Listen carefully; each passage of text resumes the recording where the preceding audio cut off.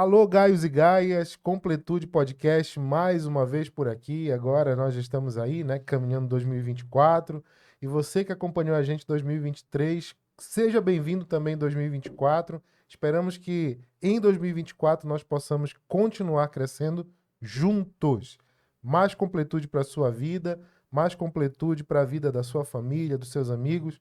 Então, para que isso aconteça, logo no começo eu quero lembrar você que você pode compartilhar esse vídeo, esse episódio e os outros que você prefere, você que já assistiu um bocado aí, é um tempo bom, esse tempo de ano novo, de você fazer aí uma recapitulação, ver aquele episódio que foi muito especial no seu coração e enviar para alguém que você gosta muito, para essa pessoa poder ser edificada também. Legal?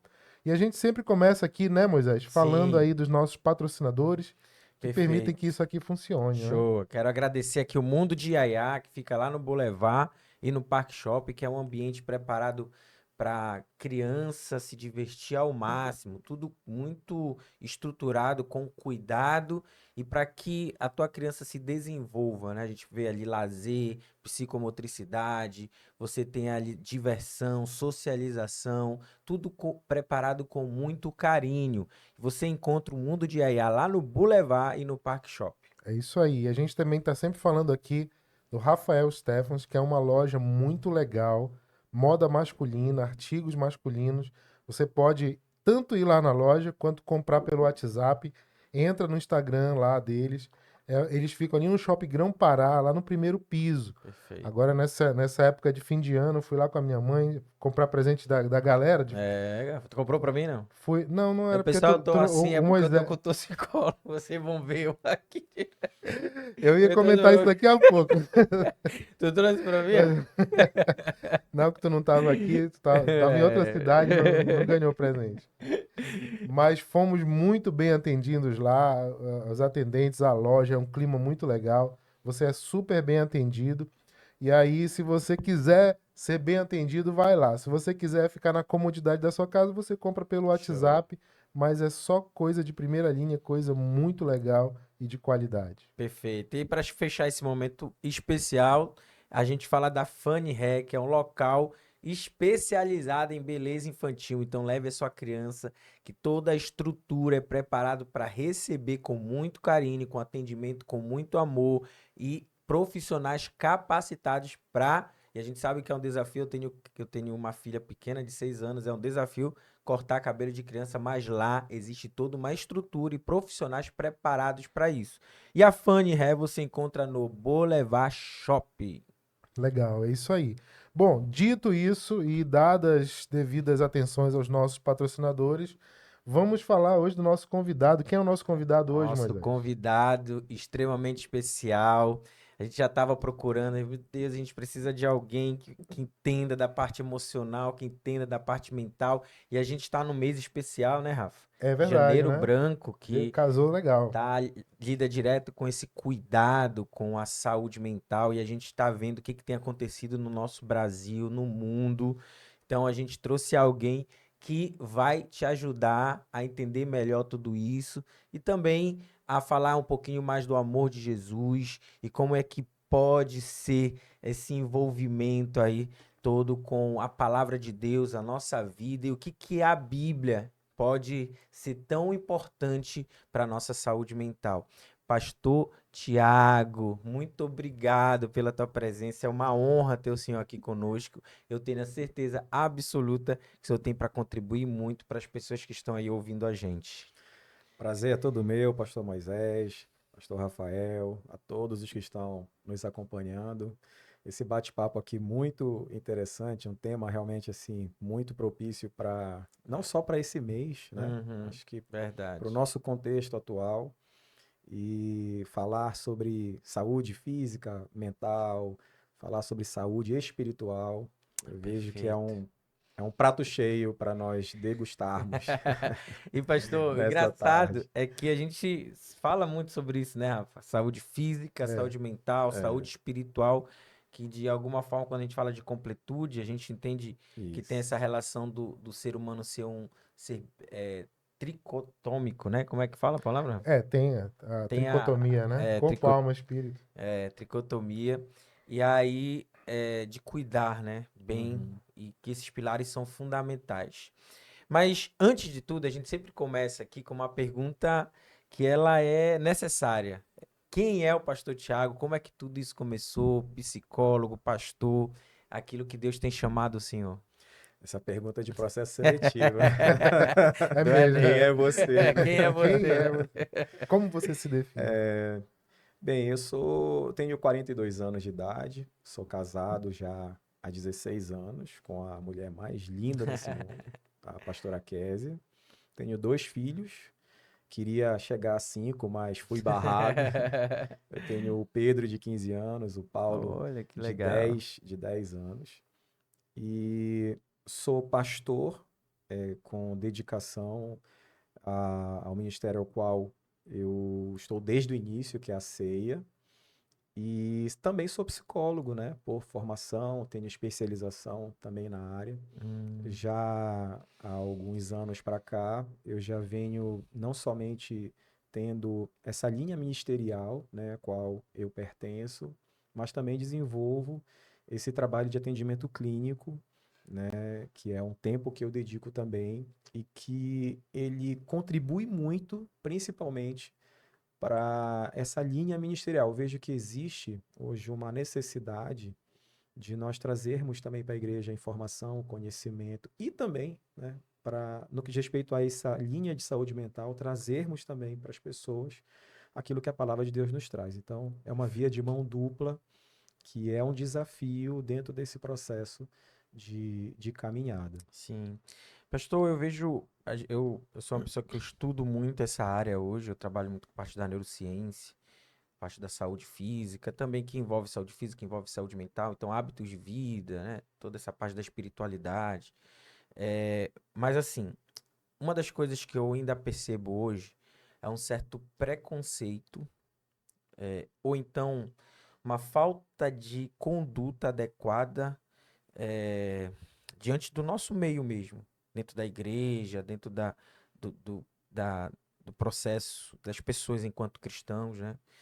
Ah, o senhor enxerga esse desafio também em relação a isso? Sim, e interessante, Moisés, você ter citado isso, que para mim isso ficou muito mais evidente, porque já existia essa percepção no período da pandemia. Sim, No período da pandemia, com todo o caos que se instalou, não só pelo vírus em si, as perdas que tivemos, mas com toda a mudança social que veio através do lockdown, as igrejas, né? Tendo que se adaptar a uma nova realidade, uma nova estrutura de divulgação do evangelho. Muitas igrejas tiveram que partir para o virtual. sim. E aqui foi uma eclosão muito maior, né, de uma desorganização emocional. Eu Uhum. lembro que na época eu cheguei a fazer 2 cursos com o tema ansiedade nas igrejas e depressão nas igrejas. E o que me chamou muita atenção é que houve uma adesão muito grande pelos membros, mas muito pouco em relação às lideranças. Por conta um pouco, às vezes, todo preconceito, Sim, ele surge diante de um sim, entendimento que pode ser perfeito. ignorante, pode ser distorcido, equivocado. Uhum. E acho que o grande desafio é justamente realinhar determinados pensamentos para que o posicionamento ele seja mais equilibrado diante de uma realidade, Uhum. né? Então, quando você, por exemplo, tem uma artéria entupida, quando você tem uma gastrite, quando você tem uma dor de cabeça, isso são desregulações mais evidenciadas através de exames, de ressonâncias, de raio-x. Existe um processo diagnóstico que ele é muito mais Perfeito. visível, Sim, palpável, tangível, né? Agora, quando, quando é algo que você não consegue escanear, e paralelo a isso, existe uma reação sintomática que se confunde muito com a falta de fé, com a falta de sim, disciplina, com a falta de comprometimento, de energia, de motivação. Então, isso acaba também gerando uma reação proporcional, né, a essa falta de entendimento. E realmente, quando a gente fala, por exemplo, de transtornos, de síndromes, muitos desses sintomas, eles trazem essa percepção, né? Então, assim, eu acho que é um desafio muito grande falar sobre isso, não só agora no mês de janeiro, mas para que haja um entendimento de que alguns sintomas visíveis, eles fazem parte de uma desregulação cognitiva, uma desregulação emocional, que reflete-se, né, através do fisiológico da pessoa e de alguns comportamentos que ela adota, Sim, né? Então, sim. assim, olhar para isso é muito importante. Existe essa relação muito grande, né? Eu acho que tem, apesar disso, tem um movimento já sendo feito em relação a isso, porque existe justamente essa percepção, né, essa mentalidade de que depressão é falta de fé, ansiedade é falta de fé. E como é que o senhor entende toda essa relação dentro da sua atuação? Porque depois eu vou lhe fazer uma outra pergunta, mas que é um entendimento meu, uma dúvida minha mesmo. Mas como é que o senhor trata esse assunto em relação dentro da própria igreja? Uma boa pergunta. Eu até recentemente eu sempre escuto, principalmente relacionado à ansiedade, frases como ansiedade é pecado, né? Você Uhum, tem que ser curado da ansiedade. E assim, às vezes são pessoas que elas conhecem profundamente a Bíblia, sim, mas quando foge desse escopo, você percebe que há um entendimento muito vazio em relação a um assunto que é muito mais amplo. A perfeito. Bíblia fala sobre ansiedade, mas que tipo de ansiedade a Bíblia fala, né? Uhum, Então, assim, é, ansiedade, por exemplo, existe cura para ansiedade? aham, Depende. Quando fala, por exemplo, a ciência, ela não trata muito. O que se fala mais é sobre remissão de sintomas. Por quê? Porque a ansiedade, ela faz parte da tua vida, perfeito. né? Então, eu vou dar até um exemplo aqui. Você acha que Deus é ansioso? Ah, porque Deus, ele detém o quê? O passado, o Aham, presente Uhum. e o futuro. Ele sabe de todas as coisas, ele não é, restrito a um tempo, né? E ele perfeito. pode todas as coisas. E nós? Sim, Nós não. não, Nós temos o nosso passado que direciona o nosso presente. Ou perfeito, seja, nós somos um fruto, uma reprodução de tudo o que nós construímos de entendimento durante toda a nossa história, perfeito. certo? Tá. E o amanhã? O amanhã a Deus pertence. Ele não Aham, pertence a nós. E o que é que nós temos em relação ao amanhã?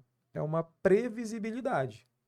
Então, quando nós combinamos de nos encontrarmos aqui, né, nós nos falamos semana passada, então, olha, vamos agendar tal dia, tal horário, tal local. Eu vou me programar para isso. Eu vou me programar de que forma, né? Eu tenho que ir com uma roupa apropriada, eu tenho que saber que tipo de assunto eu vou tratar, onde uhum, é que fica, ou seja, quanto tempo eu me desloco. Ou seja, eu vou me preparar para perfeito. aquilo que irá acontecer. Mas eu não sei como vai acontecer. Eu não sei se Sim, vai chover, se vai romper algum canal que vai impedir com que aham, eu chegue, se vai ter energia. perfeito. Eu não tenho essa Total controle, exatidão né? do que realmente vai acontecer, tá? Porque eu não tenho essa visão concreta do que vai acontecer, eu sou ansioso, Uhum, entende? O que é que a sim, ansiedade ela vai fazer? Ela vai me preparar para lidar com aquilo que vem, da forma como vier e como tem que ser. sim, Então a uhum, ansiedade em si, ela é necessária, sim, porque se ela perfeito, não existir, você não vai ter uma linha de enfrentamento em relação àquilo que perfeito. vem de maneira apropriada.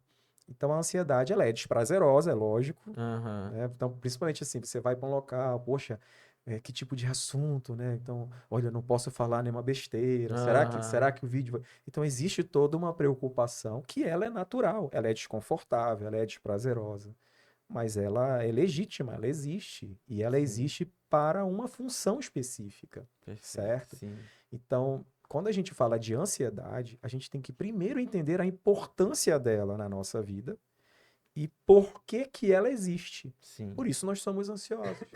uhum, Você for olhar a Bíblia, o que que a Bíblia nos traz? Que tipo de ansiedade ela fala? São justamente dessas preocupações em relação ao vestir, em relação ao comer. As preocupações, elas estão mais condizentes com esse contexto em relação ao futuro que Perfeito. nós trazemos para o hoje, no sentido de nos prepararmos para ele. Aham. Agora, existe uma ansiedade que ela se torna patológica. Sim. E aqui, patológica, ela é um processo de adoecimento. Assim como você toma, por exemplo, um refrigerante todo dia. Se você toma um refrigerante todo dia, se você tem uma alimentação desregulada, o que vai acontecer com o teu estômago? Sim. Você vai ter uma gastrite. Perfeito. Então, você vai fazer uma endoscopia, né? Você vai fazer uma Aham. endoscopia, vai testar lá. Olha, você precisa adequar a sua alimentação, porque do jeito que você está se alimentando, isso está trazendo um problema para o teu estômago. Então, você precisa se adequar. Perfeito. Da mesma forma, existe a ansiedade. Por conta de vários fatores, né? E aqui, uma coisa importante, né? O que gera são vários fatores, que quando eles estão desalinhados, coloca a pessoa numa situação de vulnerabilidade Uhum. e ela pode adoecer. Ela pode vir a ter crises de ansiedade, ela pode ter uma desregulação nesse sistema preparatório do que virá. Uhum. Tá Sim. entendendo? Uhum. E essa desregulação, ela não é totalmente consciente. Então, Perfeito. por isso que você não pode simplesmente chegar à pessoa e dizer, olha, você não pode ficar ansiosa. Mas ela não Aham. quer estar ansiosa. É, Não, ela não está ansiosa porque ela decidiu estar. Sim. É porque algumas reações fisiológicas, elas são inconscientes, elas são involuntárias Perfeito. dentro de um processo de adoecimento real que precisa ser tratado. Sim. Aham. Compreende? Aham. Então, assim, é muito importante nós entendermos essa distinção para, a partir daí, né, falarmos de forma adequada e direcionada ao que realmente se refere. Aí vamos lá. Uma pessoa que confia em Deus, que tem acesso à sua palavra, ela vai diminuindo a sua ansiedade. E que ansiedade eu estou falando? Dessas preocupações futuras? Com certeza. Né? Perfeito. Por que ela vai diminuindo? Porque uma pessoa que começa a construir a sua vida sobre uma rocha, ela vai vivenciar os intempéries da vida, mas ela vai estar sustentada, ela não cai.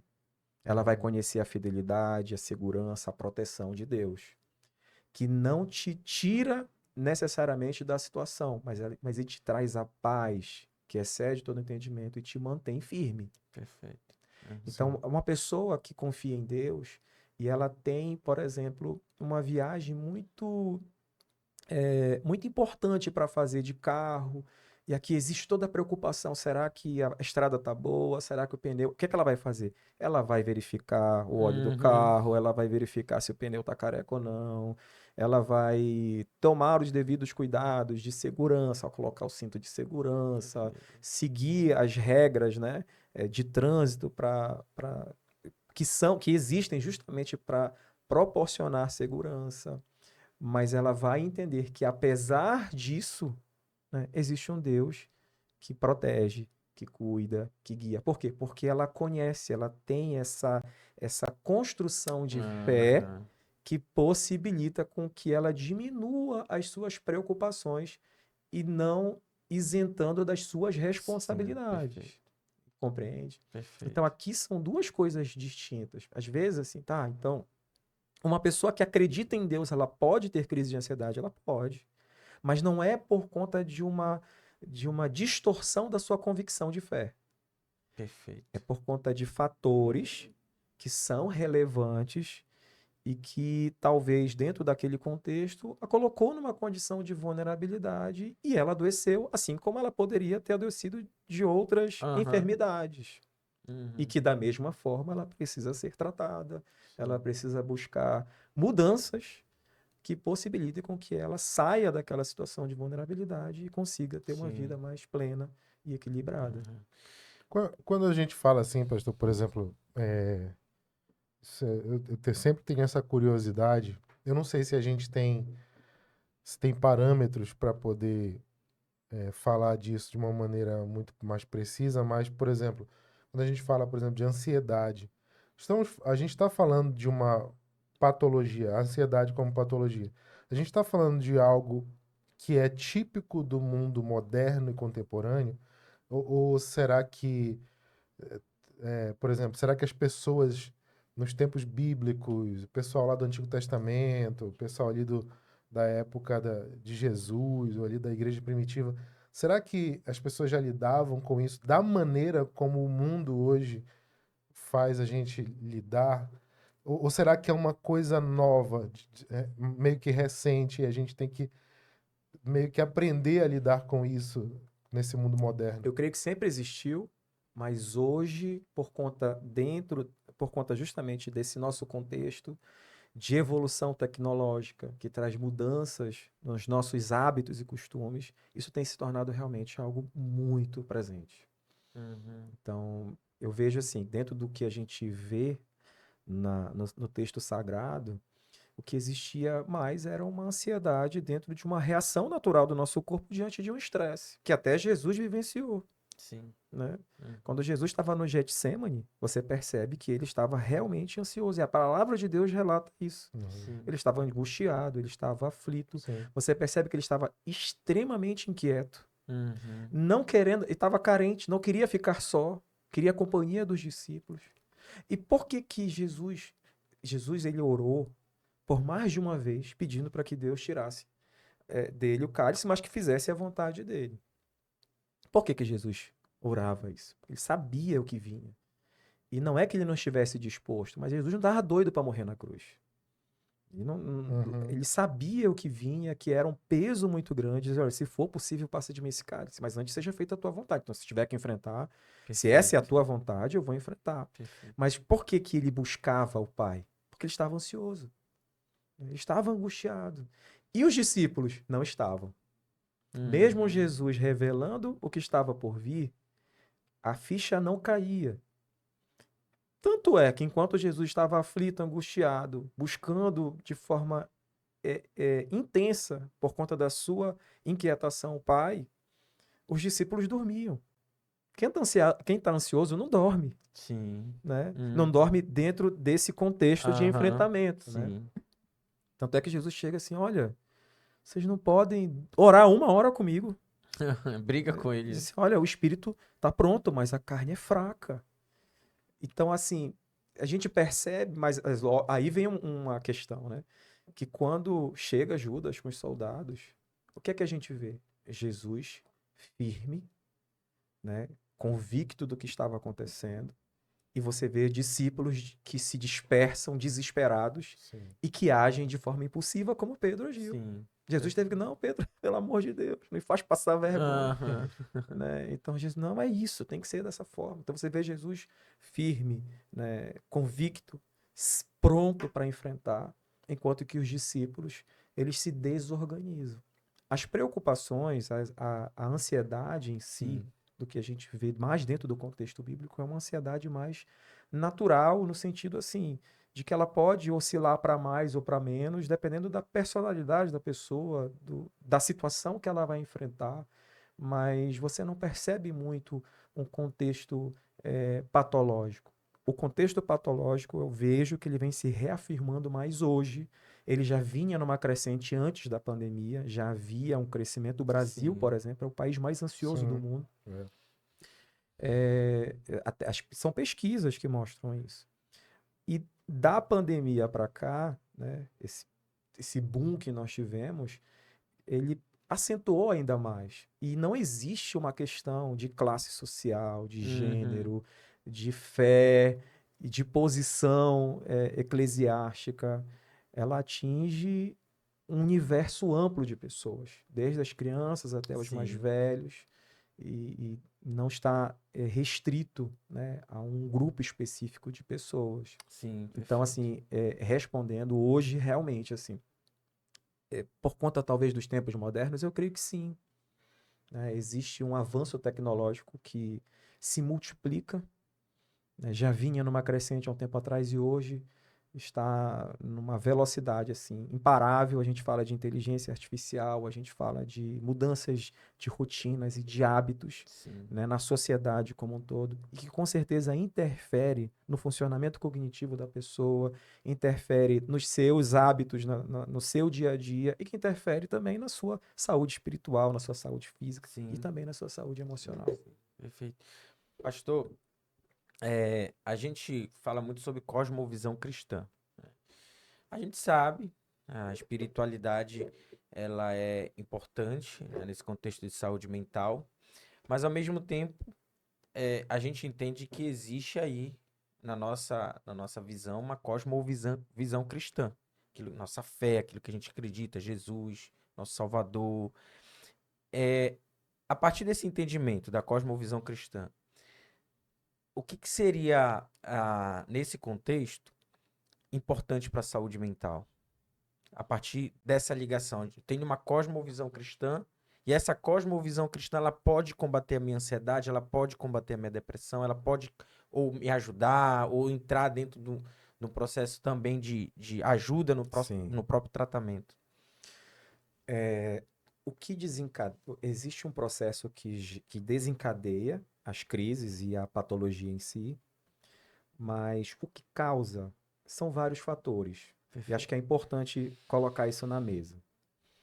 Então, você precisa deixar com que todos esses fatores, eu vou falar sobre eles, Sim. eles estejam equilibrados. E isso vai desde o teu contexto espiritual até o teu contexto social, certo? Então, assim, que tipo de fatores, Thiago? Hoje em dia, você precisa dormir bem. Uhum. O sono é fundamental. E o que é dormir bem? É dormir muito? Não necessariamente. Você tem que ter um tempo de sono de no mínimo 6 horas com qualidade. Uhum. Com qualidade. Você tem que ter uma rotina de atividade física. É fundamental ter. Não é mais luxo, não é mais lobby, é uma necessidade. Então, se você não pratica uma atividade física, você fica muito vulnerável. Uhum. Você precisa se alimentar, ter uma alimentação. Não estou falando de dieta em si. Você precisa ter uma alimentação mais balanceada, diminuir açúcar, equilibrar mais as proteínas com carboidratos, vitaminas, horário certo para comer, quantidade, tipo de alimento. Você Uhum. precisa atentar para isso. Você precisa ter um tempo de produtividade satisfatório, trabalhar 12, 13 horas, 14 horas por dia. Isso hoje já não cabe mais. Você não tirar férias, desconsiderar feriados, finais de semana, levar trabalho para casa. Existe o dia onde talvez você precisa lidar com uma demanda maior, mas quando isso se torna, deixa de ser uma, Exceção. uma exceção e se mantém como sendo uma regra ao contínuo, você começa a ficar vulnerável. Você percebe que aqui são vários Sim. fatores, questões relacionais. Às vezes é um contexto familiar conturbado no casamento, com os filhos, talvez com os pais, ou no próprio ambiente de trabalho. Pessoas que não têm amigos, que não se conectam. Sim. Então, aqui eu estou falando de um contexto que está ligado ao estilo de vida da pessoa, que quando ele não está alinhado, ele já configura aqui 50%, né, de uma condição de vulnerabilidade qual ela pode, a médio e longo prazo, adoecer. Eu estava até conversando com um personal amigo meu, ele estava me perguntando basicamente isso, assim, Thiago, como é que está essa questão, esse contexto hoje da saúde mental? E eu estava explicando isso para ele. Eu falei assim, olha, você percebe que é assim, você passa 2 anos sem fazer uma atividade física, aí, mas você está bem, no sentido de que está bem, você acorda, você dorme, você vai para o teu trabalho, você está funcional, essa que é a Uhum. verdade. Sim. Você está funcional, mas assim, se você manter esse ritmo, a médio e longo prazo, você fica cada vez mais vulnerável a um processo de adoecimento, Uhum. que talvez comece a se instalar de forma imperceptível. Por que que é imperceptível? Porque ainda não tira a funcionalidade da pessoa. Uhum. Então, aquela pessoa, por exemplo, ela acorda cansada.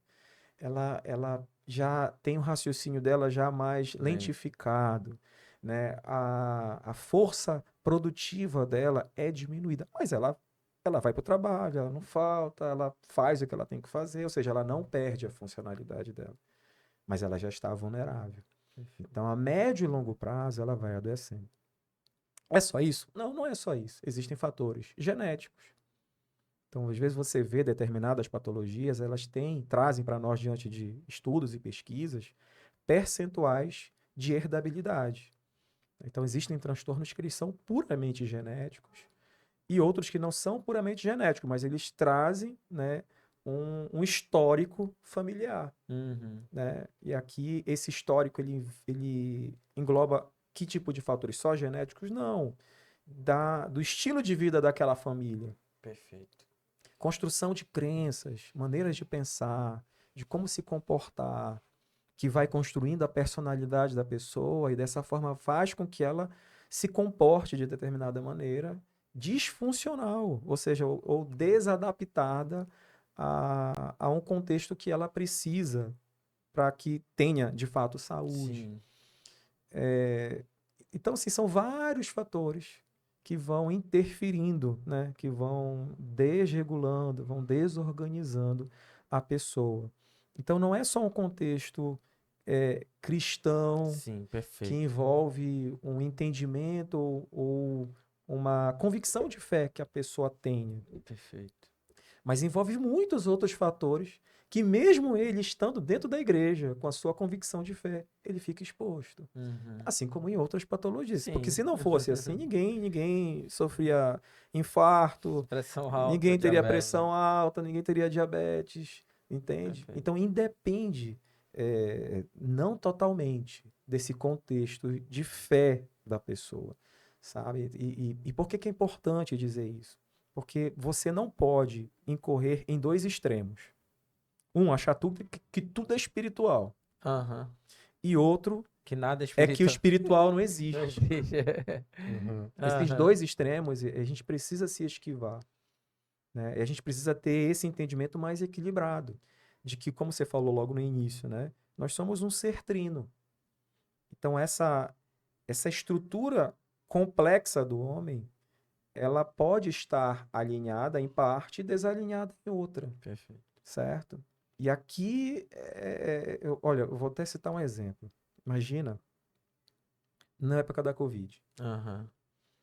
um homem que foi acometido desse mal, pegou a Covid, teve que se internar, possibilidade de ter que ser entubado. Isso aqui é uma debilidade o quê? Física, né? Ele está sujeito a um contágio. E aí, infelizmente, aconteceu e a doença começou a reagir contra as suas imunidades, Uhum. né? Seu mecanismo de defesa. Mas esse contexto físico começa a gerar o quê? Uma desorganização emocional. Perfeito. Ele começa a pensar o quê? Caramba, será que eu serei mais um? Se eu for entubado, será que eu volto? E se eu não voltar, como é que vai ficar minha família? Como é que vai ficar minha Uhum. mulher? Como é que vai ficar meus filhos? Uhum. Você Preocupação. percebe que Uhum. ele começa, dentro desse contexto, a ter, de uma forma até legítima, Sim. uma ansiedade, uma preocupação. Por quê? Porque ele não conhece o futuro, ele não sabe. Então ele vai ficar ansioso, mas isso pode, muitas das vezes, se exceder para algo mais patológico. E a fé dele? Será que Deus me ouve? Uhum. Será que ele está ouvindo a minha oração? A fé começa a ser confrontada. E a porta de entrada foi um contexto físico, Sim. né? Aí você vai dizer assim, tá. E um outro exemplo, a esposa dessa pessoa, que não pegou Covid. Ela não pegou Covid, ou seja, fisicamente ela está saudável. Perfeito. Mas ela começa o quê? A ter as preocupações. E se ele se for? Como é que vai ser a nossa vida? Como é que eu vou conseguir sustentar, criar os meus filhos Uhum. sozinhos? Perfeito. Aí começa a orar para que Deus cure, né? Será que Deus está ouvindo? Será que ele vai curar mesmo? A fé dela começa a ser confrontada.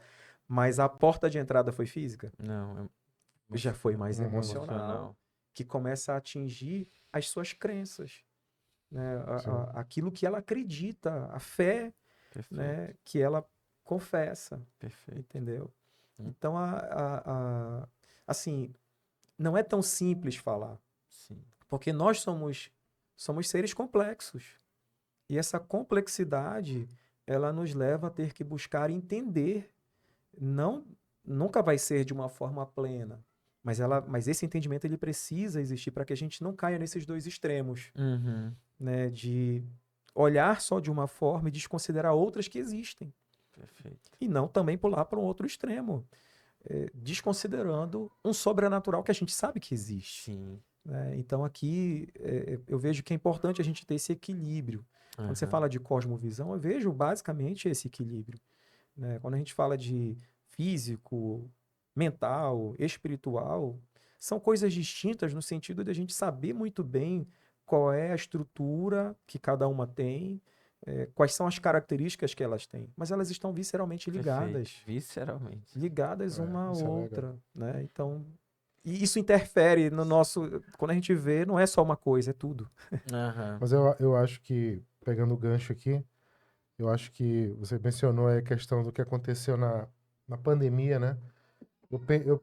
Eu penso assim que na pandemia isso veio muito à tona de uma maneira muito clara.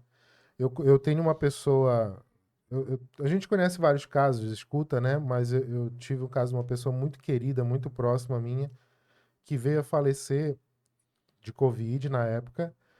E todos ao redor, familiares, todo mundo próximo, ninguém discorda de que essa pessoa se agravou na doença por uma questão de ansiedade. Ela tinha muito medo de ter essa coisa toda. Ela É, visualizava a coisa de ser entubado e tudo, e ela ficava ouvindo e assistindo, e era aquela coisa na TV, na rádio, né? E você, se você ficasse ligado no negócio, você ficava ali, doido, é. né? É. E foi o que aconteceu. E ele foi ficando cada vez mais tenso e preocupado. E era uma pessoa saudável, uma pessoa, inclusive da área da educação física e tal. E era uma pessoa assim que não tinha nenhum, não era de risco, vamos dizer assim, em nenhum aspecto, mas no aspecto emocional ele se enfraqueceu de uma maneira, a doença se agravou, foi impressionante, né? E eu penso assim, quando a gente pensar nessas coisas, é, talvez seja algo que Deus tem preparado para a humanidade nesse tempo, né? Porque a gente vem de um histórico, eu não sei há quanto tempo, mas de a gente enxergar as coisas muito separadinhas, né? Aham. Você, Uhum. aquela pessoa ali, ela é atleta, então ela se preocupa com o físico. Aí Aham. você bota isso num tipo de pessoa, né? Aí, de repente, não, aquele outro lá, ele é religioso, então ele vai se preocupar com a espiritualidade e tal. E a gente começa a ter muito evidente, muito claro que essa separação ela só existe na teoria, né? De que o ser humano, a gente não tem como separar as nossas partes de modo que uma parte não interfira na outra, né? E a gente, eu tô pensando aqui, eu tô lhe ouvindo e pensando muito, assim, por exemplo, a gente teve recentemente, a gente tem visto casos aí, por exemplo, de influencers, pessoas, né, da mídia e através da internet que tem se suicidado, gente que tem entrado em depressão por questões, às vezes, que quem vê de fora pensa, poxa, isso não era digno de tirar a vida dessa pessoa, né? A gente olha assim, às vezes um detalhe, uma preocupação com uma coisa que não era digno daquilo, mas isso se transformou em uma doença, se transforma numa patologia, leva a pessoa a tomar decisões drásticas, né? Então, assim, É. é um negócio assim mesmo. Que você falou uma coisa muito importante. Assim, o estilo de vida, ele é construído a partir das crenças que existem, que são sociais e que são individuais também. Então, por exemplo, assim, uma crença social que existia na minha época, eu tenho 42 anos. Então, na minha infância, criança saudável era criança que comia muito. Uhum. Aí Sim. tinha aquela coisa, Criança né? Tá muito gorda. magrinho e É, tal. Aham. criança saudável era assim. E, por exemplo, se você perguntar de atividade física, sabe a partir de que idade eu comecei a fazer atividade física? A partir dos 30 anos, ou seja, 12 anos atrás. Ah, Thiago, mas tu jogava bola todo dia. Sim, eu jogava, mas era dentro de uma consciência recreativa. Sim. Uhum. Eu queria jogar bola para brincar, porque eu Aham. queria, que eu gostava, eram os meus amigos me chamavam e a gente jogava. Eu joguei, acho que até os meus 15 anos eu jogava bola todo dia. Depois dos 15 anos, aí mudei o turno de escola, aí depois entra na faculdade, aí você já muda a tua rotina de vida. Mas, por exemplo, até os meus 30 anos, eu não tinha essa mentalidade, né? Por quê? Porque antes não existia. Sim. Até hoje, às vezes eu vou almoçar na casa dos meus pais, né?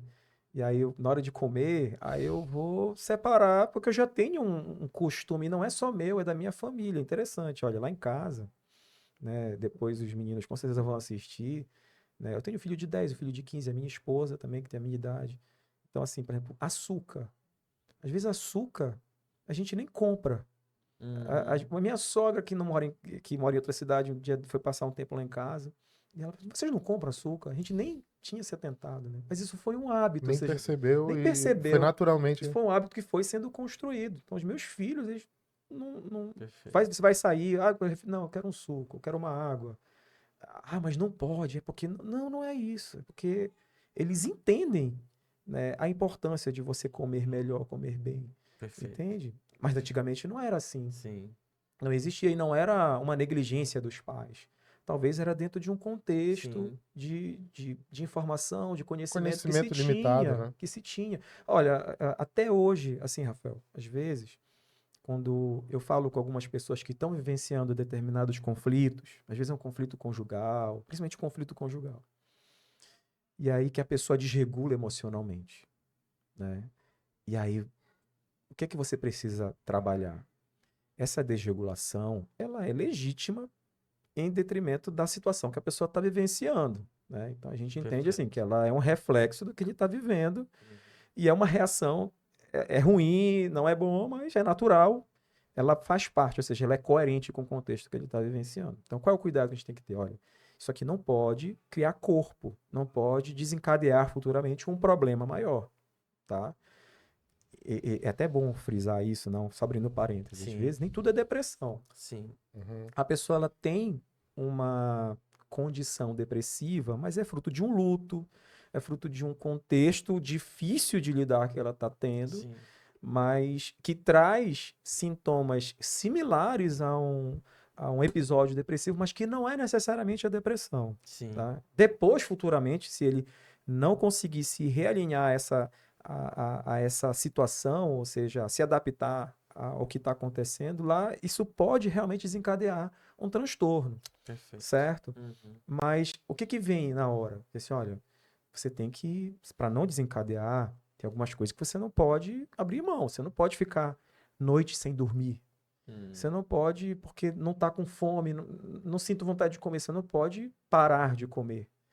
Aí até entra assim, atividade física. Fala, não quero nem pensar. Não, você tem que ir. Mas sabe o que que a pessoa pensa em relação à atividade física, geralmente nesse contexto? Uhum. Não, porque se a minha mulher me vê na academia, ela vai achar, olha, tá vendo?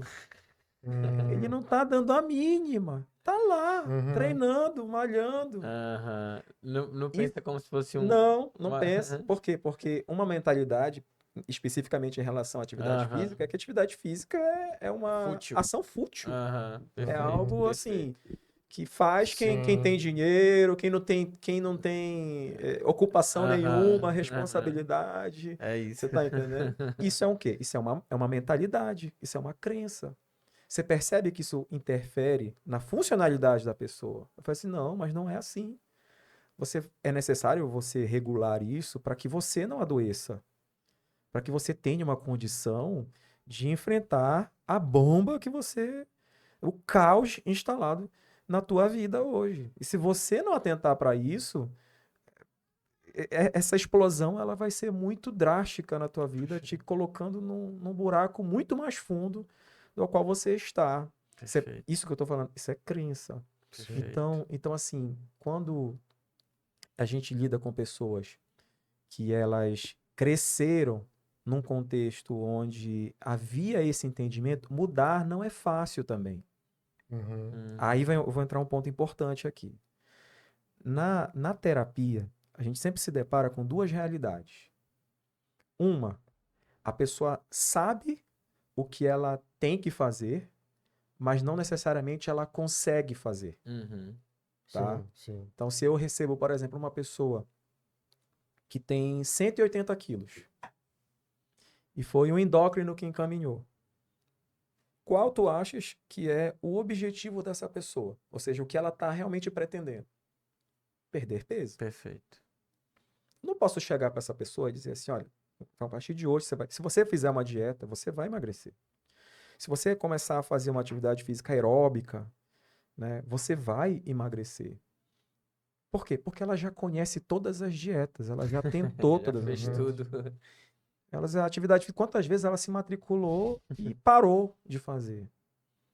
Entendeu? Porque Sim. uma coisa é a pessoa entender o caminho, a outra é ela conseguir caminhar. Perfeito. Existe o inverso também. Às vezes a pessoa ela tem determinados comportamentos e ela não sabe por que ela é assim. Falta o entendimento. Ela não consegue ter um autoconhecimento a ponto de enxergar o porquê dela ser assim. Entende? Então é muito importante assim a gente ver esses caminhos que às vezes eles são nublados, né? Eles não são visíveis pela pessoa. A gente lida apenas com o que é comportamental. Então, poxa, tu tá com esse peso, por que tu não faz isso? Por que tu não faz aquilo? Né? E enquadra apenas, às vezes, dentro de uma atitude de negligência que a De pessoa preguiça, tem, de né? preguiça, e não consegue enxergar outros contextos. Sim. Sim. Entendeu? Sim. E aí vem, quando a gente vive hoje essa realidade de um boom muito grande nessa desregulação emocional, hoje você precisa estar alinhado com esses fatores. Só que você vai lidar com essas dificuldades, você vai ter que desconstruir alguns hábitos que não são mais adequados ou que nunca foram adequados, mas agora estão trazendo prejuízo muito maior, e inserir outros que precisam, naquele contexto, fazer parte da vida da pessoa para que ela consiga ter uma vida saudável. Você está entendendo? perfeito. Até vou dar um outro exemplo aqui. Às vezes, alguns médicos eles encaminham pessoas com um problema relacionado ao álcool. E às vezes nem é encaminhado com esse problema especificamente. Às vezes é uma pessoa que ela começa a tomar uma medicação para ansiedade ou depressão, mas é uma pessoa que bebe. E ela não pode associar a bebida com a medicação. E aí você entra com remédio para tratar uma coisa, ou seja, você vai tapar um buraco e você vai abrir dois, Sim. tá? Perfeito. Mas existem casos também, já tive casos assim, o médico encaminhar e falou assim, olha, ele tem que ficar pelo menos 1 ano sem beber, senão ele morre. Já é um contexto assim, já extremo. Sim. De urgência. E o que é que a família pensa? A família pensa assim, o cara tem que parar de beber. Doutor, é o seguinte, ele não pode beber. Eu digo, tudo bem, esse é o objetivo, é o escopo, ou seja, aquilo que a gente precisa trabalhar é isso aqui. Mas já não é só a bebida. Sim. Aí começa a perguntar assim, desde quando você bebe? Geralmente é assim, né? Desde os 14 anos, a pessoa tem 60, desde os 14 anos. Caramba. Você lembra a primeira vez que você bebeu? Lembro. Foi bom? Era gostoso? Assim, não era amargo. Mas por que você bebeu? Não, porque o meu grupo lá, o pessoal começou, bebe, não bebe, se tu não beber é porque tua mãe não deixa, é porque tu é covarde, é porque tu não aguenta, né? Tá, bebeste, bebi. Mas não foi, porque eu depois comecei a passar mal, vomitei, fiquei com uma ressaca muito grande e tal, entendeu? Assim, mas ele tá inserindo um hábito. Sim, perfeito. Aquele grupo começa a inflamar e isso se torna algo mais recorrente. Depois de um tempo, já não é mais dessa forma. O álcool já tem o seu sabor, ele já tem um ritual que faz parte da vida da pessoa. Então, se você tira de forma abrupta o álcool, dentro desse contexto, né, extremo, como muitas das vezes acontece, você não tira só a bebida.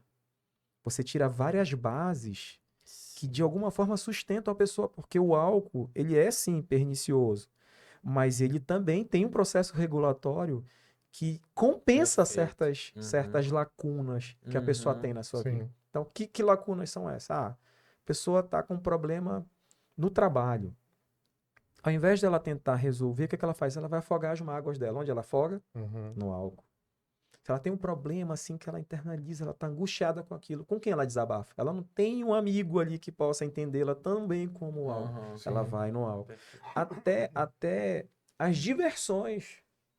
Aquela pessoa, ela diz assim, nossa, olha, não tem, doutor, como eu deixar de beber? Porque, olha, no sábado eu saio com os meus amigos, a Que gente vai pro doido, né? campo, torcer pro nosso time, e não tem como fazer tudo isso sem Uhum. beber, porque a bebida é o que vai É, aquecendo aquela vivência prazerosa. Você tá entendendo? Então, não é só aquilo.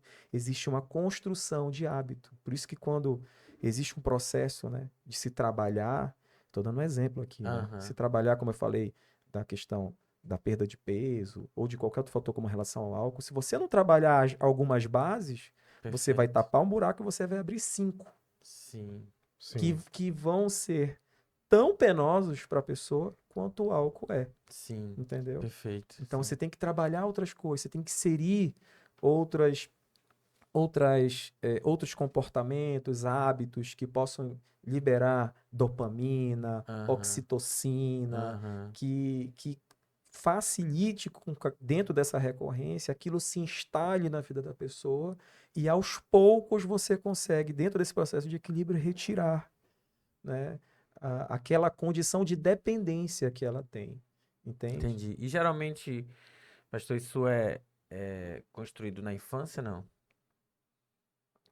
Pode ser que sim. Às vezes, principalmente na questão da bebida, a criança ela cresce num contexto onde ela aprende por aquilo que ela vê. Uhum, O testemunho ele arrasta, Uhum. né? A sim, palavra pode até convencer. Então, esse negócio de faço o que eu digo, não faço o que eu faço, não funciona. sim. E eu escuto muitos relatos, assim, entre amigos mesmo, de que na adolescência iam buscar o pai no bar, Sim. né? E via as consequências que às vezes o álcool trazia na vida da família, na relação dos pais, ou até mesmo com os próprios filhos. Eu conheço pessoas que eles até diziam isso, assim, olha, na minha cabeça eu tinha isso, eu nunca vou beber, mas hoje eu bebo. É. Você tá Sim, entendendo? sim.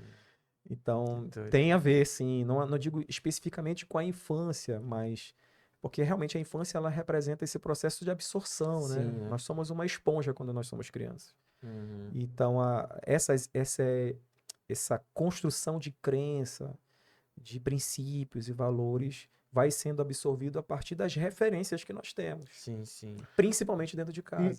Pastor, até que ponto, por exemplo, um hábito se torna o que a pessoa é?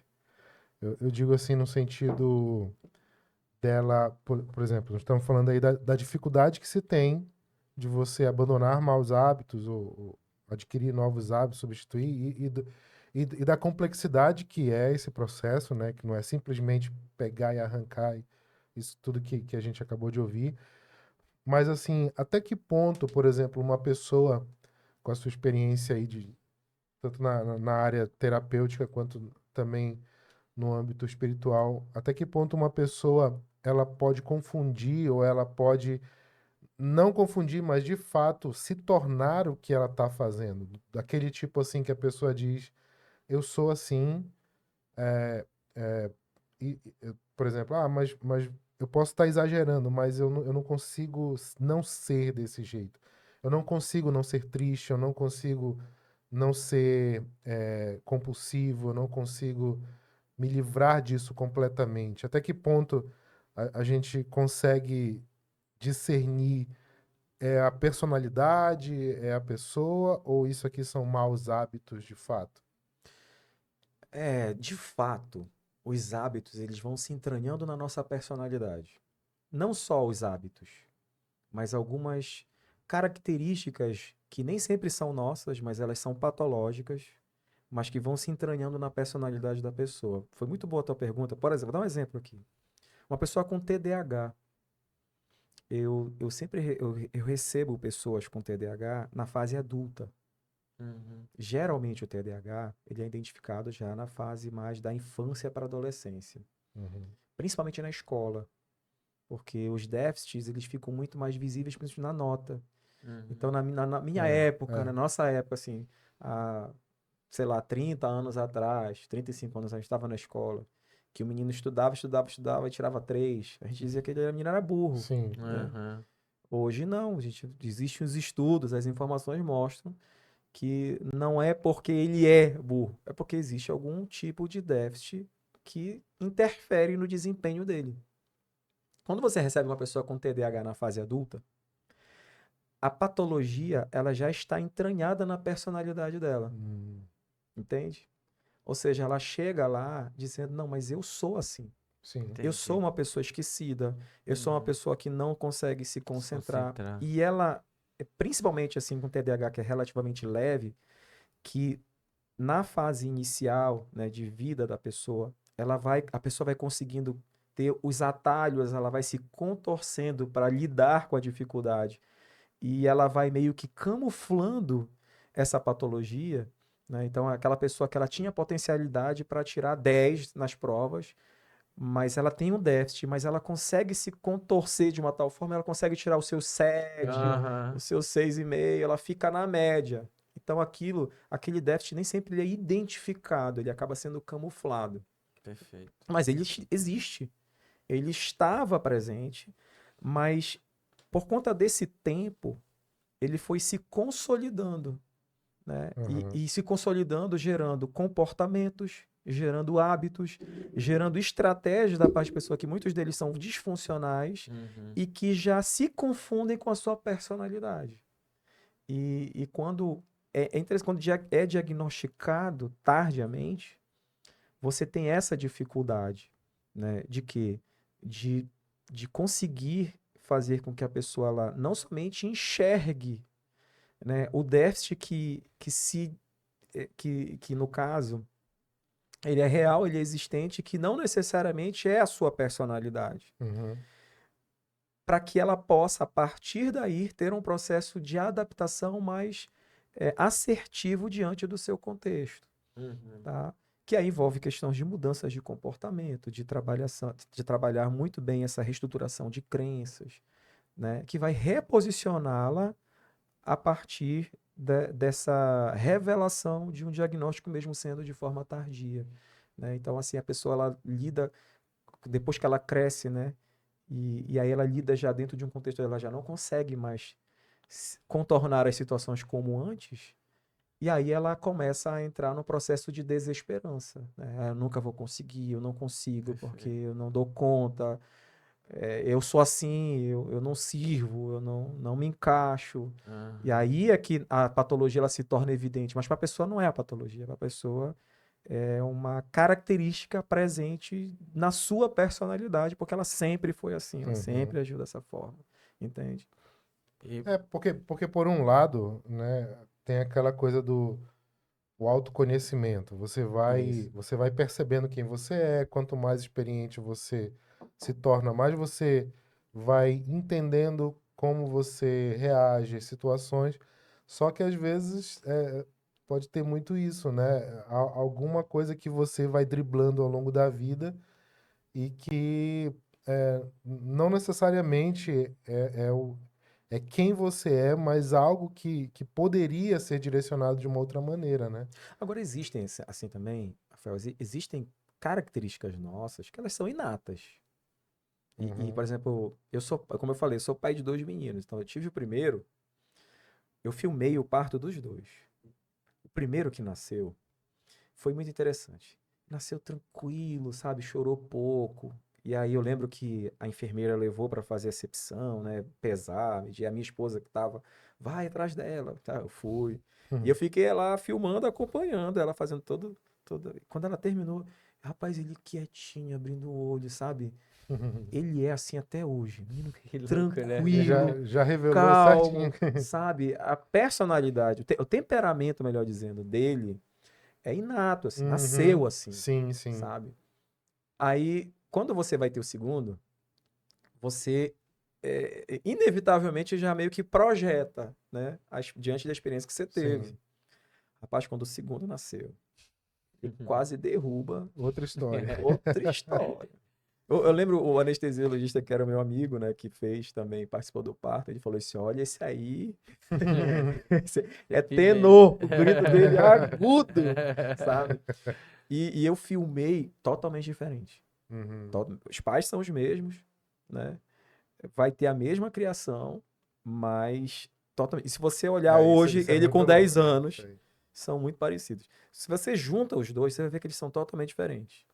Uhum. Temperamento, um é mais rápido, o outro é mais lento.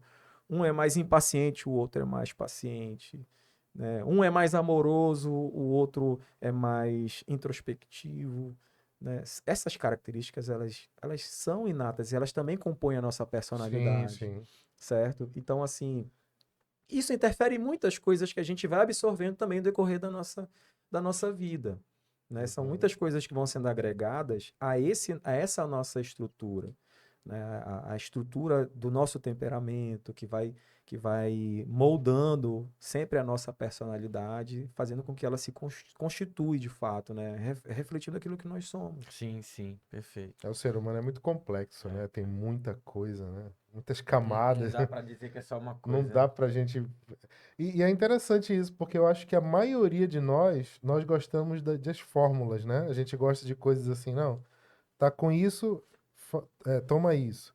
Tá, tem esse problema, faz isso, né? Só que não é simples assim, né? Lidar com a nossa complexidade e com a nossa imperfeição não é fácil. Então, aqui, né? Quando nós olhamos lá o Gênesis, quando Deus, Gênesis 2:7, quando ele forma o homem, ele faz primeiro a forma material, né? O pó da terra, ele molda o corpo, mas aquele corpo não tinha vida, Uhum. Uhum. era só uma matéria. E o que é que ele faz? Ele injeta nas narinas o fôlego de vida, que é o espírito. Sim. E a partir daquele momento ele se torna alma vivente, que é justamente a junção daquilo que é físico com aquilo que é espiritual. Mas esse homem é diferente do que nós somos hoje, né? Porque é um homem que foi criado antes do pecado. Uhum. Era um homem que espiritualmente ele era vivo, porque ele se conectava com Deus todas as tardes. Era um homem mentalmente, a ciência ela já comprova isso. Nós não utilizamos 10% do nosso cérebro, Uhum. né? Mas eu acredito que naquela época o homem ele tinha uma mente fantástica para Adão conseguir dar nome a todos os É animais. verdade. Você olhar para a vaca, ela tem cara de vaca, jacaré tem cara de jacaré, né? Ele tinha que dar nome a todos os animais e não esquecer de nenhum deles. Uhum. E o homem, fisicamente também. Era um homem para viver eternamente. Uhum. Quando vem o pecado, desconfigura toda essa imagem e semelhança que Deus havia criado da forma como havia criado. E o pecado, o salário do pecado é a morte. E a morte, ela é essa separação. Separação espiritual da parte de Deus. Ela é a morte física, porque agora o tempo é o nosso maior inimigo. E a nossa mente, ela vai ter que lidar com essa desorganização espiritual e física, Sim. certo? Porque Deus amou o mundo de tal maneira, o que é que ele fez? Ele deu seu filho para que todo aquele que nele crê não pereça, mas tenha a vida Vida eterna. eterna. O plano de Deus é restaurar o que se perdeu. Mas essa restauração, ela será plena, mas ela atende um cronograma, entende? Uhum. Então, que cronograma é esse? Espiritualmente, 1 Coríntios fala, né? Que Cristo, Adão, o primeiro Adão, se tornou alma vivente. E o último se torna espírito vivificante. Perfeito. A partir de Cristo, o nosso espírito que antes estava morto por causa do pecado que trouxe essa separação, ele é vivificado, ou seja, espiritualmente de forma instantânea. Se eu aceito Jesus como meu Senhor e Salvador, né, eu Sim. automaticamente sou conectado a Deus. Por isso que quando a gente tem essa experiência real com Cristo, a gente sente, né, aquela coluna pesada que sai da nossa costa, que é justamente é o cordeiro que tira o pecado. Nós somos perdoados, nós passamos a ter uma nova vida espiritual. Então é uma reengenharia espiritual. Você antes estava no pecado e agora você está em Cristo. Em Cristo você é nova criatura. As coisas que passaram, elas ficam para trás. Eis Uhum. que tudo novo se fez. E aí vem. Esse novo, ele é um caminho onde nós vamos ainda viver. Nós nos posicionamos espiritualmente, de forma geográfica, em Cristo. Espiritualmente, nós somos vivificados. Mas e o nosso corpo e a nossa mente? Uhum. Né? Uhum. Perfeito. A nossa mente, lá, Filipenses 12, né? Ela precisa ser transformada, regenerada. Ela não pode se conformar com esse mundo, se amoldar a esse mundo. Ela precisa ter um processo de transformação. Mas isso é um processo. Não sei quantos anos vocês têm, né, nessa caminhada cristã. Mas se você for olhar desde o dia em que você aceitou a Cristo até hoje, muita coisa mudou. Sim, Com certeza. Você não é a mesma pessoa. com certeza. Houve um crescimento, maturidade, né? Você tem essa caminhada te trouxe vivências que te ensinou muita coisa, consolidou. A tua fé hoje não é a mesma de Sim. antes. Isso aqui é um processo, mas eu bebo, acabou aqui? Não, ainda tem muita coisa, né? Ainda existem velhos hábitos que precisam ser Sim. reposicionados, talvez sofismas, ideias, crenças que Sim. ainda não foram totalmente reestruturadas. E o nosso corpo, né? E o nosso físico, Uhum. Perfeito. né? Sim. Então, um dia nós seremos como ele é. E aquilo que é corruptível irá se revestir de incorruptibilidade, aquilo que é mortal irá se revestir de imortalidade. Mas, enquanto esse dia não chega, nós temos que lidar com a estrutura do nosso corpo da forma como ela é. Entende? E Então, cuidar, assim, né? então, lidar com as nossas imperfeições hoje não é Perfeito. fácil. Uhum. Né? Perfeito. É uma complexidade muito grande de lidar com aquilo que é nosso, que é imperfeito, que é limitado, né? Que é ainda dentro dessa natureza.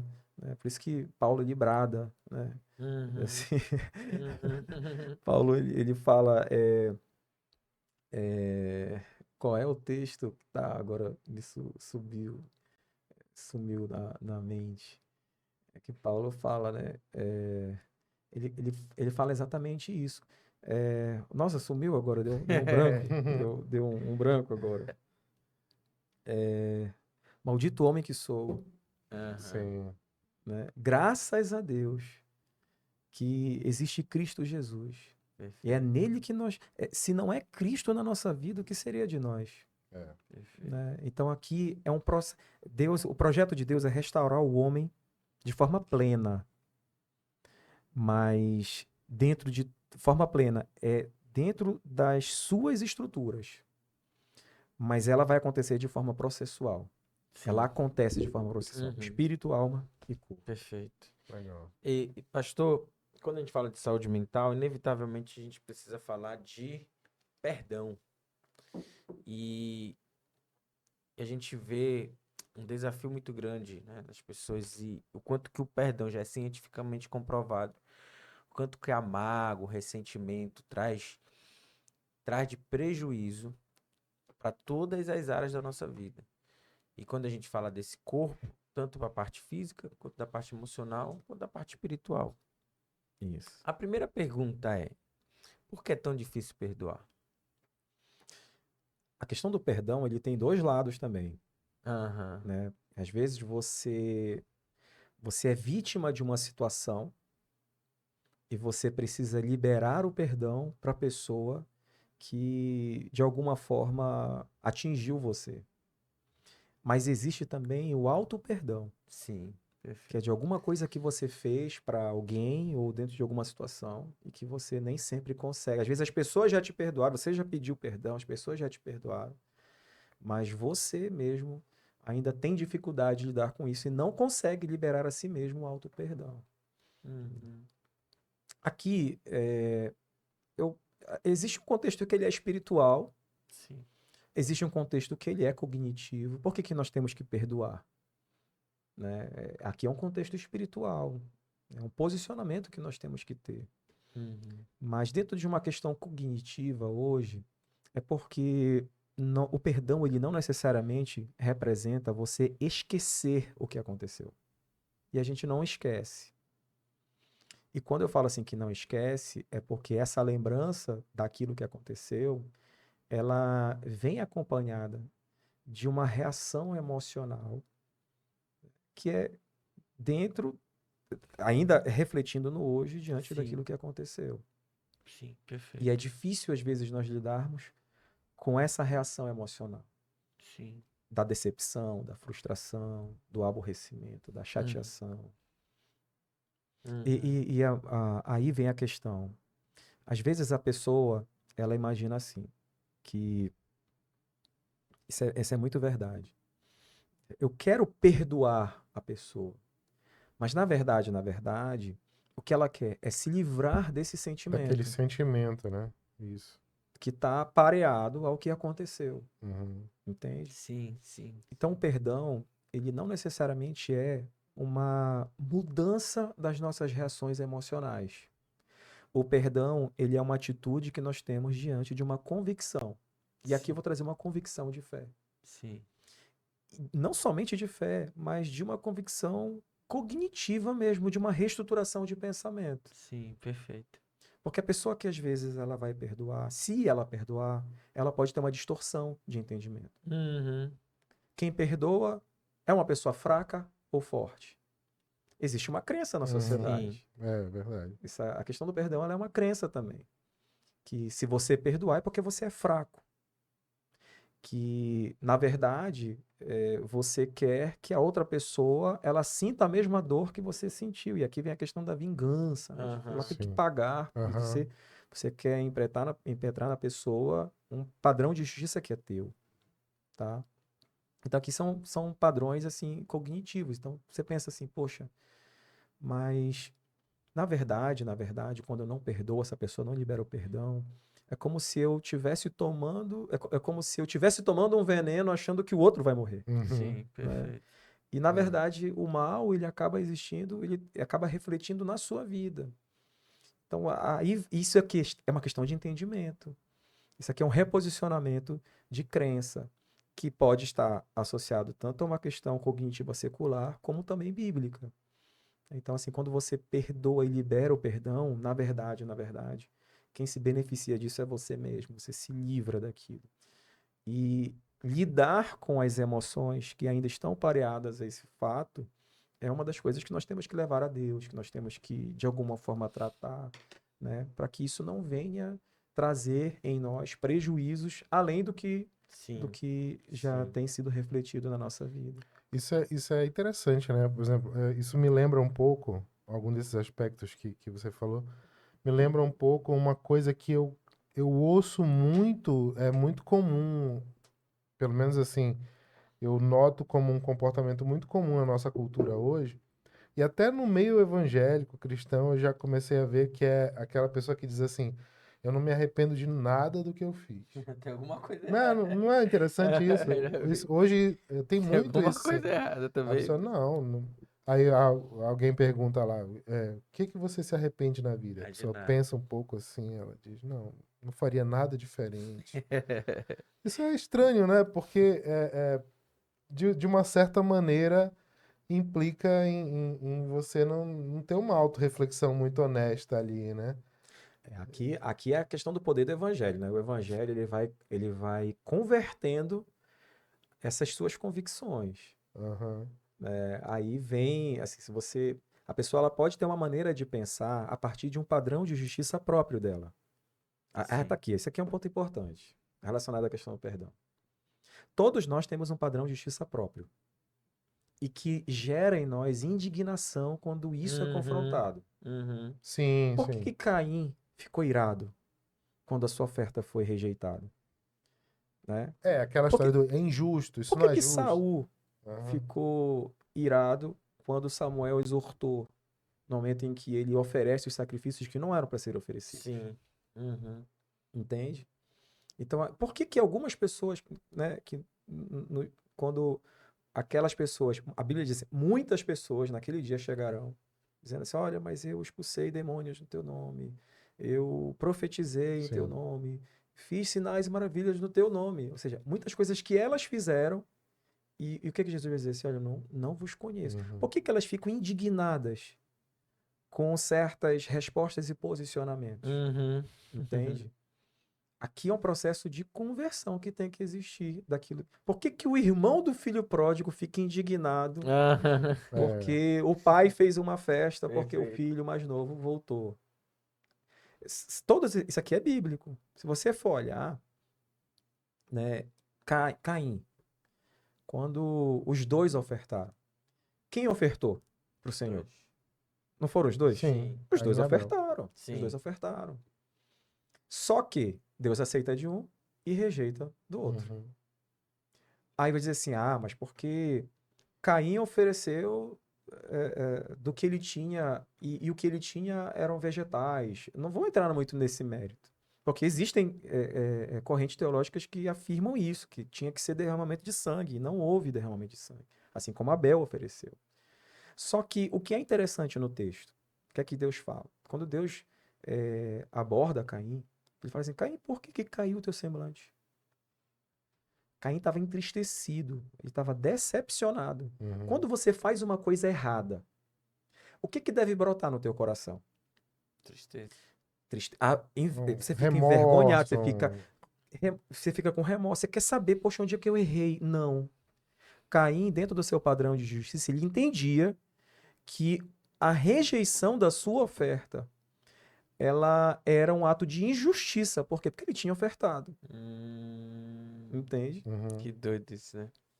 É. Mas era Que isso, forte. de uma certa forma era isso. Sim. Você vai dizer assim, porque ele ficou com inveja, Aham. porque o do irmão... ainda mais. Poxa, eu ofertei, assim como ele, e tu aceita o dele, e não aceita o meu. Sim. Uma pessoa que está consciente do erro que cometeu, ela precisa se posicionar dentro desse entendimento. Mas não, Caim, ele era mau de uma tal forma, o seu padrão de justiça era tão distorcido que ele entendia que Deus estava errado e ele estava certo. Sim, sim. E o que é que Deus fala? A Bíblia fala assim, que não somente a oferta foi rejeitada, mas o quem ofertou. Deus rejeita Caim e a sua oferta. E Deus aceita Abel, a sua oferta, e Abel também que ofertou. Uhum. Aí quando Deus fala para Caim, se fizeres bem, não será aceito? Uhum. Ou seja, não é só o que você fez, mas é como você faz. Quais são as tuas intenções, a as disposição tuas do motivações, coração, o né? que está no teu coração. Perfeito. Se você for olhar o filho mais velho, né, o irmão mais novo dele pega a parte da herança, sai de casa, vai para um país distante, gasta tudo, volta com uma mão na frente e outra atrás, pedindo perdão, pedindo para nem precisa me aceitar como filho, como um dos empregados já serve. O que o pai faz? Sandálias novas, roupas novas, anel novo, mata um bezerro cevado, faz uma festa porque o filho que estava perdido foi achado, estava morto, reviveu. Aí o irmão mais velho olha, eu tô todo dia aqui, trabalhando, fazendo Justiça- tudo, né? Padrão de justiça. Tudo. E aí, simplesmente esse, que ele nem diz que é o irmão dele, né? Esse filho dele aqui vai, Aham. gasta tudo e volta e o pai faz uma festa. Ele disse, tu nunca fizeste uma festa para mim. Uhum. Nunca fizeste. Aí o que o pai fala assim, mas é justo que nós nos alegremos. Porque existe um padrão de justiça de Deus que vai conflitar com o nosso. E isso aqui é um processo de conversão. Que Sim. doido, é verdade. O nosso padrão, ele tem que se converter. E aqui é um processo que dura tempo, às vezes é mais rápido, às vezes demora mais, depende muito da estrutura de cada um. Mas aqui, dentro disso que você traz, assim, uma pessoa que às vezes faz revida, assim, eu não me arrependo disso, ela pode ter um entendimento, uma crença, um padrão de justiça ali estruturado que precisa se converter. Isso é um processo de conversão, né? Sim. Que é legítimo que a pessoa tenha e a gente reconheça que isso é dela, tá? Mas que se ela já está, por exemplo, numa caminhada cristã, aqui foi um processo que ainda não se estabeleceu. Mas é nesse ponto que eu me pego, porque talvez ela esteja aprendendo a ser assim, né? Exatamente. Com a cultura. Porque, por exemplo, eu faço uma coisa assim, lá em casa, também tem duas crianças, né? Só que pequenas, tem uma de 8 e um de 10. E, por exemplo, tem muita gente que diz assim, se eu comprar uma coisa para um, eu tenho que comprar para outro, né? Lá em casa, desde pequeno, eu me esforcei para educar eles a entender que às vezes eu compro para um e não para outro. Sim. E às vezes eu faço isso de propósito. Aí, principalmente a menor, ela tem muito isso assim. Isso não é justo. Aí, às vezes, Às vezes até fala assim, eu disse, é justo. Por que é justo? Se um recebe, por que que o outro não recebe? Porque quem diz o que é justo sou eu sou a autoridade, eu estou dizendo. Mas então você não está sendo justo. E aí eu aproveito para dizer, olha, às vezes Deus vai dar uma coisa para uma pessoa, a outra não vai receber. Deus é injusto? Aí ela já não tem coragem de dizer que Deus é injusto, né? Mas por que que eu faço esse exercício aí? Porque eu fico assim, percebendo que a gente está aprendendo, às É vezes, isso coisa mesmo. de uma cultura secular aí, a gente vai absorvendo. A pessoa fala um negócio, a gente segue isso, né? É que nem. Porque eu lembrei dessas coisas, porque a gente tava falando de perdão, aí foi tocado nesse ponto, porque tem muita gente que diz assim, eu perdoo, aquela coisa, né? Perdoo, mas não esqueço, É. né? Aí, às vezes, isso pode ser uma coisa precisa, ou às vezes isso pode ser só um discurso, uma retórica, como uma desculpa para dizer não perdoo de verdade. Eu dou um release, assim, eu alivio um pouco a barra só. Né? É, Então, assim, a gente exatamente. pode estar sendo muito discipulado aí pelo que a gente vê por aí, né? E a gente precisa muito dessa conversão genuína, né? Na É, nossa, Mentalidade, né? na nossa mentalidade. É. mas não é fácil perdoar. Não, Não é claro. fácil, realmente. Porque é um atributo divino que ele vai conflitar com os nossos padrões. Sim. A graça em si, se você, acho que Philip Yancey, nos livros dele, ele menciona isso. A graça de Deus, ela parece ser injusta. É, Dentro dos nossos padrões, sim. ela Sim. é. Se a gente for analisar pelos nossos Nossa, padrões. É, tipo o ladrão da cruz, né? exato. Foi ladrão Grande a vida exemplo. inteira. Não, Ainda hoje a estará. própria morte de Jesus, né? Sim, Se for Sim, analisar, é injusto, porque é. Deus, né, veio morrer por nós, que a gente. Então, se for analisar E é é. interessante, na verdade, aí, o padrão é a justiça de Deus. Por quê? A palavra de Deus diz assim: o salário do pecado é a morte. morte. Mas nós somos beneficiados pela graça de Deus. É verdade. A graça de Deus foi manifesta a partir de quem? Cristo Jesus. Uhum. Mas ele teve que morrer. Sim, Uhum. sim. A justiça, ela precisava acontecer. É. O salário do pecado não é a morte. Alguém tinha que morrer. Aham, Uhum. Então, perfeito. ele tinha que passar por isso. É. Era justo. Sim. Né? Deus amava o seu filho, sim. Deus ama o seu filho, mas ele é um Deus justo. Sim. E aqui, acho que esse processo de conversão, ele envolve exatamente isso. É Romanos 7. Romanos 7, ele fala sobre essa transição de lei e graça. E isso mexe com as nossas estruturas, com os nossos padrões. Porque Uhum. dentro da nossa estrutura, do nosso padrão, 2 mais 2 tem que ser igual a 4. E nem sempre é assim. Uhum. Não é assim que funciona. Então, aquele ladrão na cruz passou para uma pessoa ser condenada. A crucificação, que tipo de reputação essa pessoa tinha? Sim, sim. Porque Jesus não poderia ter uma morte menor do que essa. Tinha que ser a pior morte. É. Então, para um ladrão estar acompanhando Jesus ali, um benfeitor ele com certeza não era. Uhum. E eu imagino mais ainda. Sabe o que eu imagino? Os familiares, as pessoas a qual elas foram lesadas por aquele ladrão. Sim, exatamente. Lá, Aham. contemplando a justiça sendo feita. Sim, Exatamente. Ele está sangrando até a morte. Uhum. E de repente Jesus pega e fala para ele assim: hoje mesmo estarás comigo no Verdade. paraíso. Jesus revelou duas coisas ali. Uma, ele ia morrer. Ele disse, hoje mesmo estarás comigo no paraíso, é porque tu não vai sair dessa cruz vivo, né? Amanhã tu não chega. Mas a segunda é que tu vais herdar toda uma eternidade com ele. Uhum. O que o jovem rico não teve. Sim. É interessante quando você olha, você faz uma associação, né? O jovem rico ele teve uma outra oportunidade de ganhar a vida eterna. Ele era um jovem rico e tinha muito bem dinheiro. E aí ele chega com Jesus e ele pergunta exatamente isso, né? Como é que eu faço para herdar? Ele queria comprar. Uhum. Sim. Ele tinha como comprar, então ele queria saber quanto é. É. Mas ele fala, tu conheces os mandamentos. Ele disse, não, mas eu já pratico isso desde a mocidade. Aí Jesus, é interessante que o texto fala, né? Que Jesus ele tem compaixão daquele jovem. Sim. E Jesus pega e fala assim, então faz o seguinte, pega todos os teus bens, vende, entrega aos pobres e vem comigo, me segue. Por que aquele jovem virou as costas e foi embora triste? A Bíblia diz que ele tinha muitos Muitos bens. bens. Uhum. Mas por que que ele fez isso? Ele tinha que fazer uma escolha que ele não queria fazer. Ele queria a vida eterna? Sim. Sim. Ele queria. Só que o que que ele coloca? Aí vem uma questão de crença. Aí Sim. vem uma questão de fé. Porque se você for olhar, o que era mais fácil? O contexto, ele facilitava mais o jovem rico acreditar nas palavras de Jesus ou o ladrão na cruz? O contexto? É. Jovem rico, né? É. O jovem rico. Por quê? Tu imagina, tu estás sendo crucificado, quem tá lá? O Rei dos Reis e Senhor dos Senhores. Sim. Aham. Todo mundo questionando, todo mundo Perfeito. envergonhando Jesus, todo mundo lançando palavras de ofensa. Esse era o pior contexto para acreditar em Jesus. Aham. Isso mesmo. Pior Não, contexto. fora que o esse. cara tá lá sofrendo, né? Égua, como é que pode? Não acredito.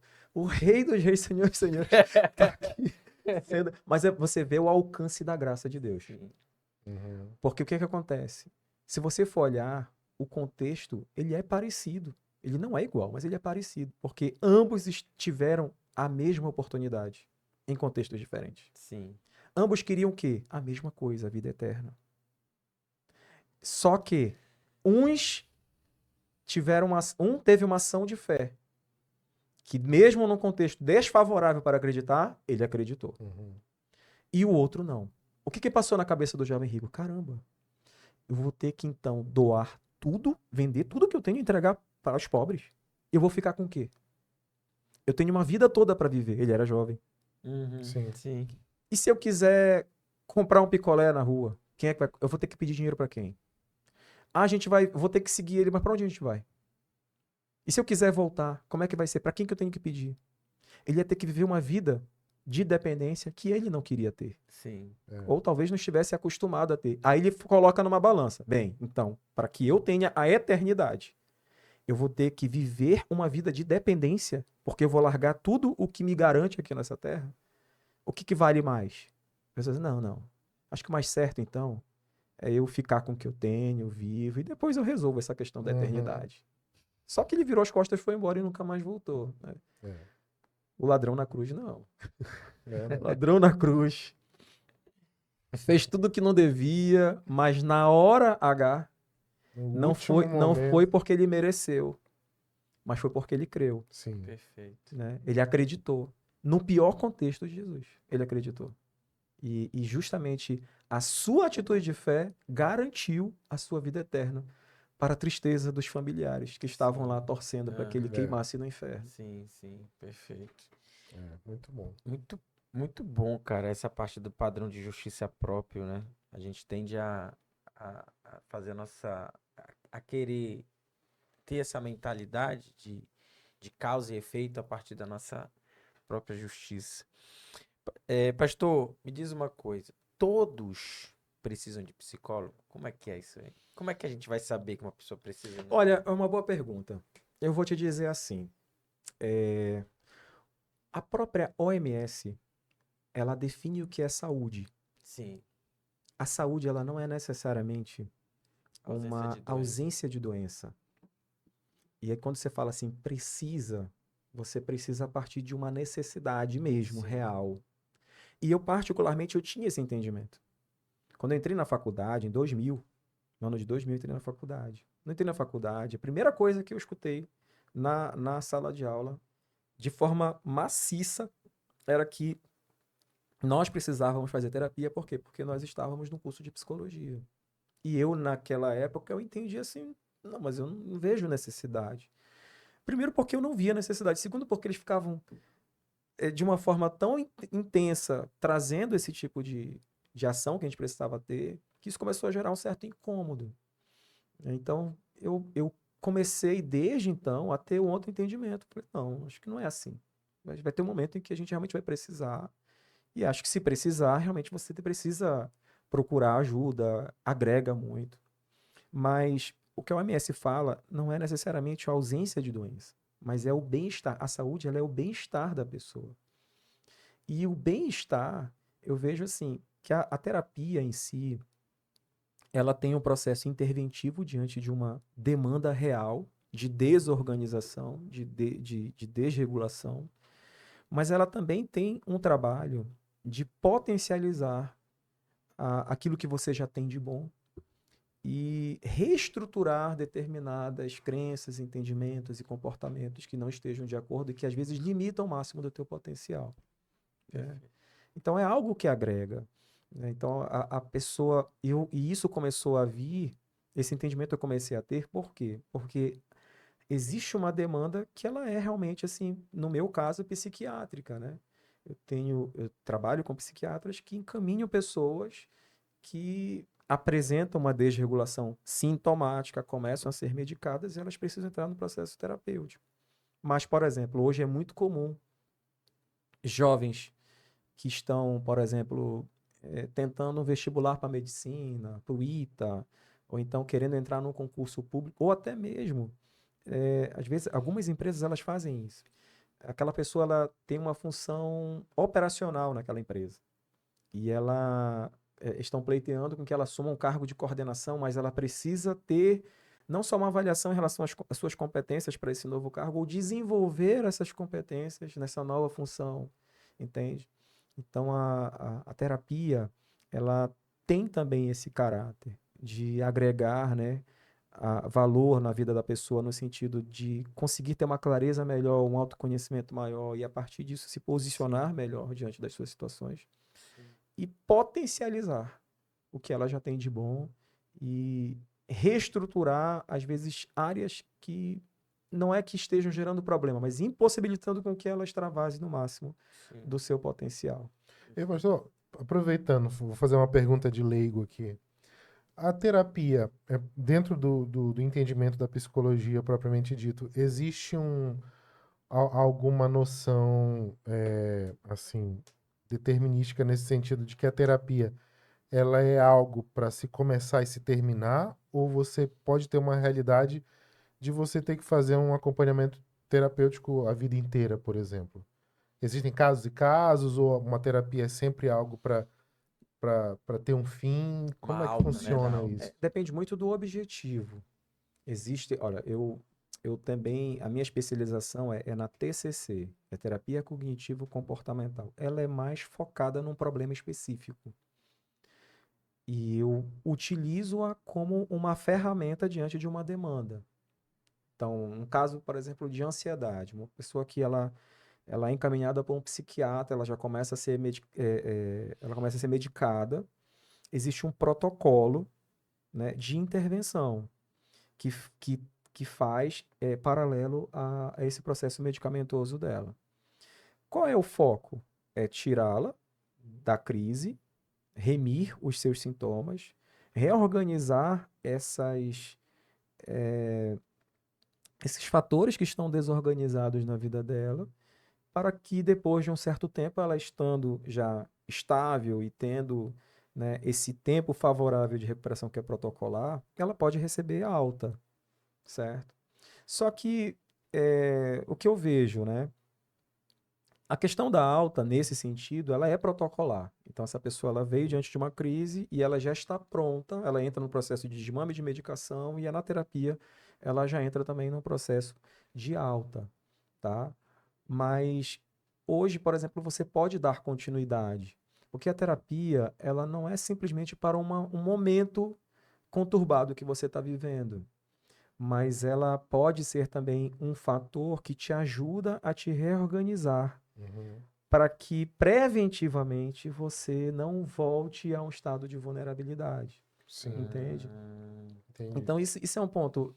Depende muito. Então, às vezes, quando a pessoa é direcionada com esse objetivo de sair, né, da crise, ou seja, de você fazer um trabalho interventivo, para que ela saia daquela condição de enfermidade e você percebe que ela já está preparada para retomar as suas atividades, aqui você traz para a pessoa, diz assim, olha, dentro desse entendimento você realmente já está apta, você está bem, você já pode dar continuidade.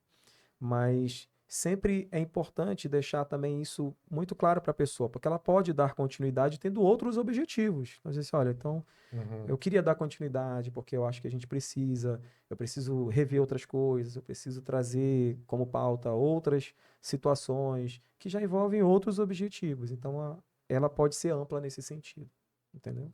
Show. Muito bom. Muito bom mesmo. Pastor, foi sensacional. Passou rápido, né? Passou muito rápido. A gente tá aqui Quando só. o papo é. Sim. Quando... A gente tá aqui só 4 horas. Mas assim, a gente sempre tem no momento final aqui uma palavra daquilo que Deus tem tratado no seu coração, colocado no seu coração, aquilo que o senhor entende que Deus tem pedido para que o senhor falasse, algo de forma específica ou não, mas o que que Deus tem colocado no seu coração que é algo que o senhor quer colocar para fora que as pessoas precisam saber disso? Eu vejo a importância de nós cada vez mais mergulharmos no conhecimento da palavra de Deus. Perfeito. Isso é fundamental. Quando Jesus ele foi ao deserto para ser tentado, o que a Bíblia fala? Ficou 40 dias, 40 noites em jejum e teve fome. Aqui você vê uma vulnerabilidade física. Porque Jesus ele estava de carne e osso, e na condição dele realmente era humana, era uma condição limitada. Ele ia ter fome, ele teve fome. E quando o diabo viu essa condição limitada, ele viu a oportunidade de então atingir Jesus em cima da sua vulnerabilidade física. A vulnerabilidade física, ela te traz uma vulnerabilidade também emocional na sua tomada de ação, de decisão, né, nas suas escolhas. Então Jesus ele estava com fome e vulnerável a isso. O que é que o diabo traz? O diabo traz uma aparente solução.